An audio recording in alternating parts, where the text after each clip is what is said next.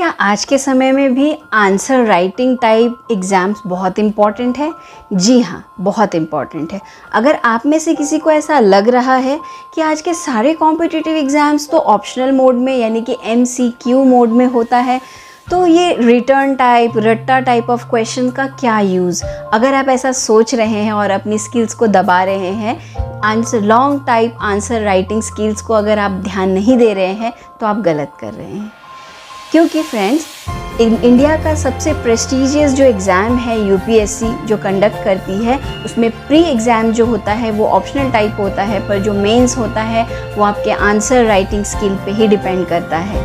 ठीक है, तो आज आप छोटे क्लासेस में हैं, ग्रेजुएट हैं या अंडर ग्रेजुएट हैं और आप ऐसा सोच रहे हैं फ्यूचर में UPSC जैसे एग्ज़ाम्स देने के लिए या कोई भी बड़े एग्ज़ाम्स देने के लिए, तो आप ऐसा बिल्कुल मत सोचिएगा कि long type answer writing exam जो है बस कॉलेजेस में या स्कूल्स में ही कंडक्ट की जाती हैं। ऐसा नहीं है।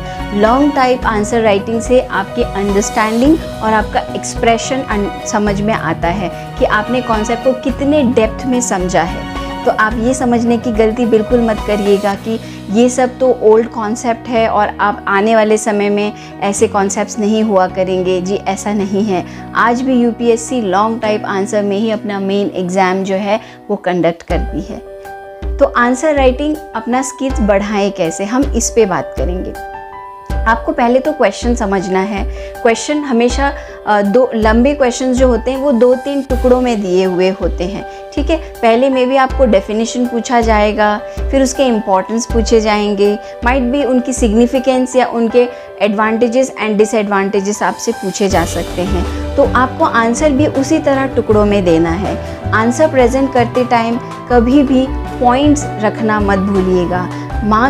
आपको मार्क्स देखना है, वो पर्टिकुलर क्वेश्चन के लिए कितना मार्क्स उन्होंने दिया है और किस तरह से उन्होंने, अगर एक क्वेश्चन 3 हिस्से में बट रहा है, डेफिनेशन, इम्पोर्टेंस, एडवांटेजेस और डिसएडवांटेजेस, फॉर एग्जांपल मैं आपको बता रही हूँ, तो आपको पता होना चाहिए कि डेफिनेशन के लिए कितने मार्क्स होंगे, सिग्निफिकेंस के लिए कितने होंगे, एडवांटेजेस और डिसएडवांटेजेस के लिए कितने मार्क्स वो दे रहे होंगे। ओके, उसी हिसाब से आपको अपना आंसर जो है वो प्रेजेंट करना है। जनरली जो डेफिनेशन होता है वो हार्डली 2 लाइन 3 लाइन का होता है। उसके बाद जब आप सिग्निफिकेंस लिखने जाते हैं, वहाँ से आपको आंसर पॉइंट्स में लिखना स्टार्ट करना है।